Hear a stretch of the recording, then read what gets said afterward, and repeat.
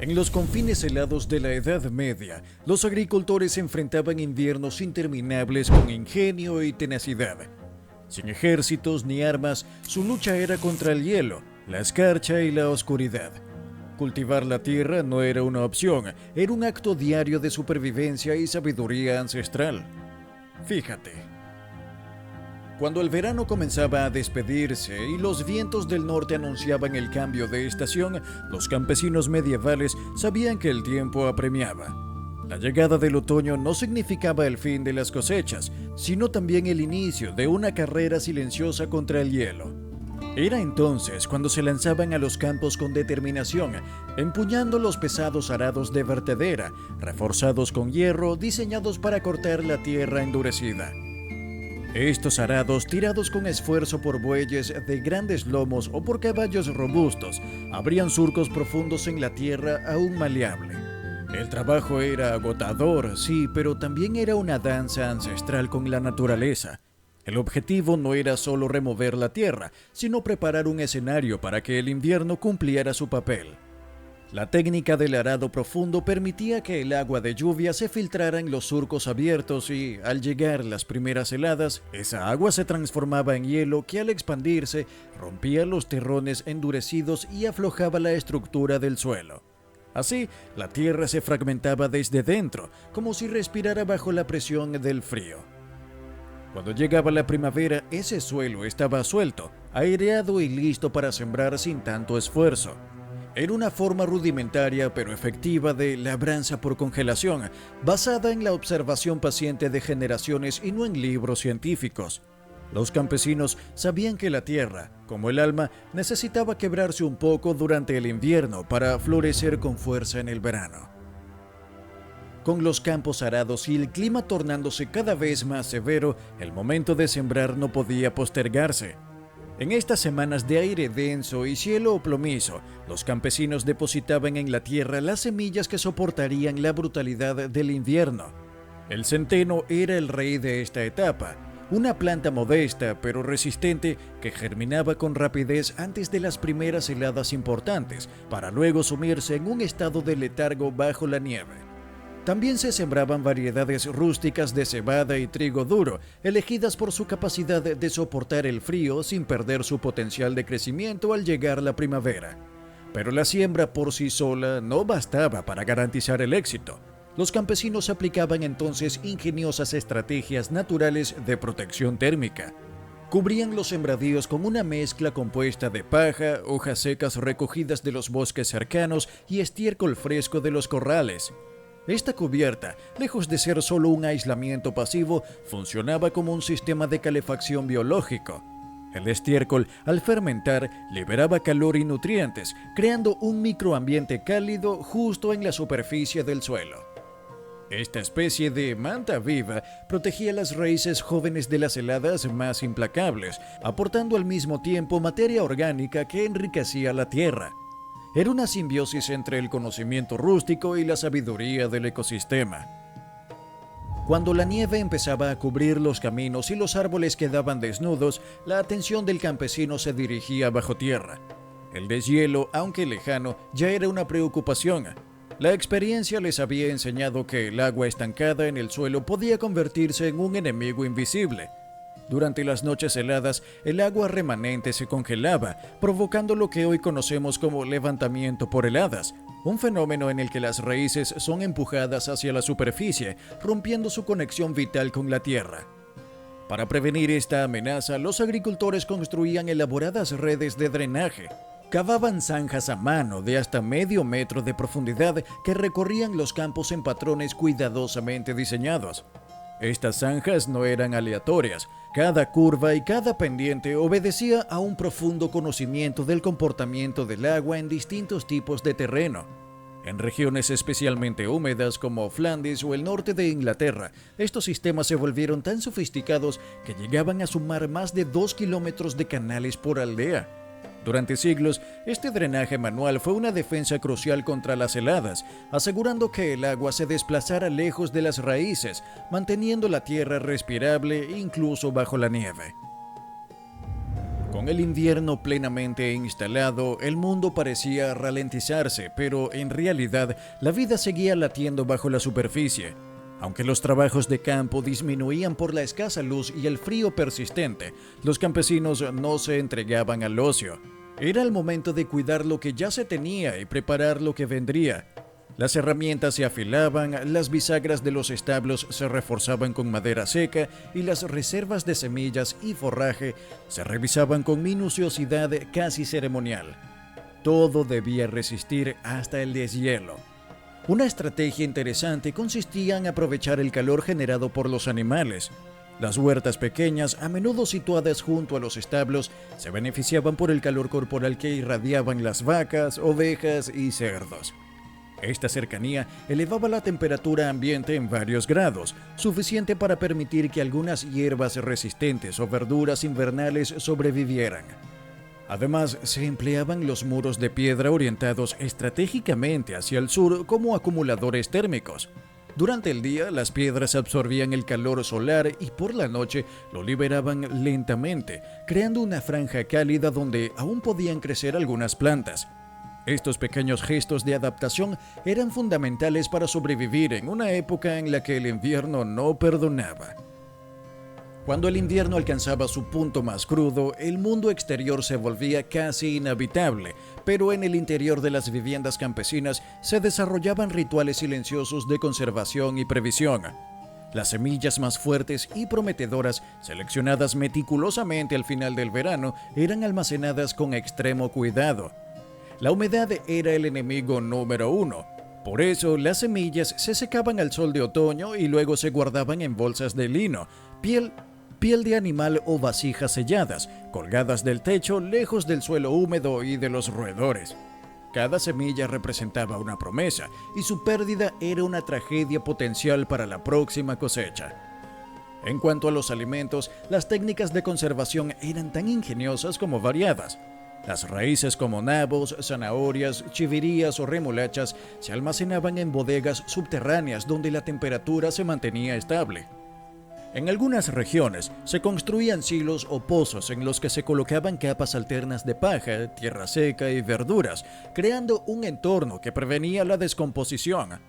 Los repollos, los puerros y las cebollas se enterraban parcialmente o se colgaban del techo de las despensas, donde el aire circulaba sin congelar. Así, con técnicas transmitidas de generación en generación, los campesinos medievales lograban prolongar la vida de sus alimentos durante los meses más duros, asegurando la subsistencia de sus familias hasta que la primavera rompiera el largo sueño del hielo. Pero antes, si te está gustando este contenido y quieres seguir descubriendo más sobre la historia, suscríbete ahora y activa la campanita para no perderte ninguno de nuestros próximos videos. Sigamos. Y es que con la llegada de marzo, el hielo comenzaba a retirarse lentamente, como si el paisaje despertara de un largo y profundo sueño. El sol, aunque aún débil, empezaba a calentar la superficie de la tierra, deshaciendo las capas endurecidas del invierno. Pero los campesinos sabían que este deshielo no era sinónimo de seguridad. Las noches seguían siendo traicioneras, con heladas tardías capaces de arrasar con brotes recién nacidos. Por eso, incluso antes de sembrar directamente en la tierra, recurrían a una técnica que parecía magia rudimentaria: los marcos fríos. Estas estructuras, hechas artesanalmente con marcos de madera y cubiertas con materiales translúcidos, eran un intento ingenioso de atrapar la escasa energía solar y proteger la vida incipiente. Utilizaban tapas hechas de pergamino untado con aceites naturales, o bien pieles de animal tratadas con grasa que dejaban pasar la luz, reteniendo al mismo tiempo el calor acumulado durante el día. En algunos casos más sofisticados, usaban campanas de vidrio soplado o cerámica invertida para cubrir plantas individuales, creando pequeñas cámaras térmicas. Estos dispositivos, aunque primitivos comparados con los invernaderos actuales, lograban aumentar la temperatura interna entre 5 y 15 grados centígrados, marcando la diferencia entre una planta que sobrevivía y otra que perecía. En los marcos fríos se cultivaban hierbas, hortalizas tempranas como la lechuga, el apio o las espinacas, y se preparaban platines de cultivos más delicados para su posterior trasplante. Este microcosmos agrícola era un laboratorio silencioso de resistencia, donde la vida luchaba por abrirse paso antes de que la estación cálida llegara definitivamente. Cuando la primavera empezaba a sentarse, con días más largos y lluvias suaves que ablandaban el suelo, no se sembraba al azar. Los campesinos medievales miraban al cielo con reverencia, no por superstición ciega, sino por siglos de observación y experiencia. El calendario lunar, que regía no solo las mareas, sino también el crecimiento de las plantas, era su guía esencial. Sembrar cereales bajo la luna creciente era una regla casi sagrada, porque se creía y se comprobaba que las plantas germinaban más rápido y desarrollaban tallos más vigorosos. En cambio, la luna menguante era ideal para cultivos subterráneos, como nabos o zanahorias, ya que favorecía el desarrollo de raíces profundas y fuertes. Esta práctica, lejos de ser un simple folclore, estaba fundamentada en una sabiduría empírica. Las fases lunares afectaban los niveles de humedad en el suelo y la actividad celular en las plantas, y además de la luna también se consultaban los signos zodiacales, que indicaban qué días eran más propicios a sembrar, podar o cosechar según el tipo de cultivo. La organización del trabajo agrícola también se sincronizaba con el calendario litúrgico. No era casual que las siembras se iniciaran en torno a la festividad de San Isidro Labrador o que la poda se hiciera después de la Candelaria. Las fiestas religiosas marcaban hitos del ciclo natural y muchas veces se les atribuía una influencia directa en la fertilidad de la tierra. Se bendecían los campos, se ofrecían oraciones y se realizaban rituales de purificación con fuego, agua o incienso. Era una agricultura profundamente simbólica, donde el cielo, la tierra y lo sagrado se entrelazaban en una misma danza de subsistencia. Cuando la tierra se había calentado lo suficiente como para acoger nuevas vidas sin riesgo, comenzaba uno de los procesos más inteligentes y ecológicos del año, la siembra en asociación. Los campesinos sabían que algunas plantas crecían mejor en compañía de otras, que el suelo podía agotarse menos si se aprovechaban los recursos con sabiduría y que la diversidad protegía contra plagas y enfermedades. Era el arte perdido de la policultura. En los campos, los guisantes y frijoles trepaban alegremente por los tallos de centeno o avena, creando una simbiosis perfecta. Mientras los cereales ofrecían soporte estructural, las leguminosas fijaban nitrógeno atmosférico al suelo, enriqueciéndolo de forma natural sin necesidad de abono artificial. Esta técnica, además de ecológica, era práctica. Se lograban dos cosechas distintas en un solo espacio. Las hortalizas de bajo porte también se sembraban entre hileras de cultivos más altos. Espinacas, acelgas y zanahorias se desarrollaban en la sombra parcial de coles o habas, protegiéndose mutuamente del sol excesivo, los vientos fuertes o las heladas imprevistas. Estas combinaciones no se hacían al azar. Los campesinos conocían qué plantas se llevaban bien y cuáles no podían convivir. Era una botánica intuitiva, transmitida por generaciones que trataba al campo como un ecosistema vivo y no como una fábrica de alimentos. A medida que los días se alargaban y el calor maduraba los cultivos, se entraba en el periodo más esperado y delicado del año, la cosecha. Pero, contrariamente a la visión moderna de recolección masiva, los campesinos medievales cosechaban por etapas, con precisión quirúrgica. El proceso se extendía durante semanas, incluso meses, y no respondía solo a la disponibilidad de tiempo, sino a una estrategia nutricional y climática. Los primeros en recogerse eran los cereales como el trigo, la cebada o el centeno, que no toleraban bien las lluvias estivales. Una tormenta inesperada podía hacerlos brotar en la espiga o pudrirse en el campo. Por eso, la cosecha se planificaba cuidadosamente para anticiparse al mal tiempo. Los granos eran luego trillados y almacenados en graneros con sistemas de ventilación natural, a menudo construidos en altura para evitar la humedad. Las raíces, por el contrario, se dejaban madurar por más tiempo bajo tierra. Chiverías, remolachas, zanahorias y nabos ganaban sabor con el paso de las semanas y la cercanía del frío. Algunas, como la col rizada, se cosechaban tras varias heladas nocturnas, porque el estrés del frío activaba mecanismos bioquímicos que aumentaban su concentración de azúcares y vitaminas. Así, la cosecha no solo era una necesidad, sino una técnica para mejorar el perfil nutricional de los alimentos. Este conocimiento, mezcla de experiencia, observación y respeto por la naturaleza, convertía la cosecha en una danza pausada, estratégica y profundamente humana.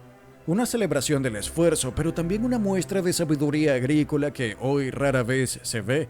Y es que el calendario agrícola de los campesinos medievales no se limitaba a sembrar y cosechar. Era una sinfonía compleja, afinada con los silencios del invierno, las melodías del deshielo y el ritmo persistente del sol y la luna. Estos hombres y mujeres, sin herramientas modernas ni pronósticos digitales, lograban lo impensable: domar la tierra con inteligencia ancestral. Cada estación era una prueba y cada técnica una respuesta ingeniosa al desafío del clima. Desde los marcos fríos hasta las campanas de vidrio, desde la siembra lunar hasta los cultivos asociados, todo era parte de un equilibrio ecológico que buscaba no solo la supervivencia, sino también la calidad, la regeneración del suelo y el respeto por el entorno. Hoy, cuando enfrentamos crisis ambientales y climáticas sin precedentes, el legado de estos agricultores resuena con fuerza.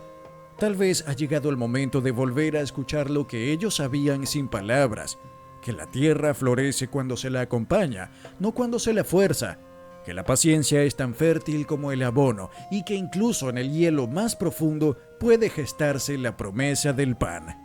Y como siempre, si te ha interesado este contenido y quieres conocer más sobre este fascinante tema, no olvides suscribirte a nuestro canal y activar la campanita de notificaciones. Así no te perderás ningún contenido interesante sobre historia, tácticas medievales y mucho más. Nos vemos en el próximo video.